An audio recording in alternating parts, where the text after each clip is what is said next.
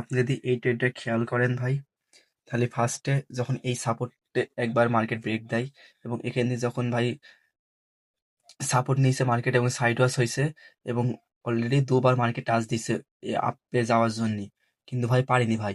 এবং আমার একটা স্ট্র্যাটেজি কি, মার্কেট ফার্স্ট টাইম উঠেছে, সেকেন্ড টাইম সবাই ঢোকে এবং দ্বিতীয় টাইম আমি ঢুকি ভাই। ফার্স্ট টাইম যখন সবাই ঢুকবে, সেকেন্ড টাইম আমি ঢুকবো ভাই, এবং সেকেন্ড টাইমে আমি এখান দিয়ে এন্ট্রিটা ফেলেছি ভাই। আমার টিপি দিয়েছি এই পজিশনে ভাই, এবং আমার অলরেডি 1:3 কাছাকাছি প্রফিট চলছে ভাই।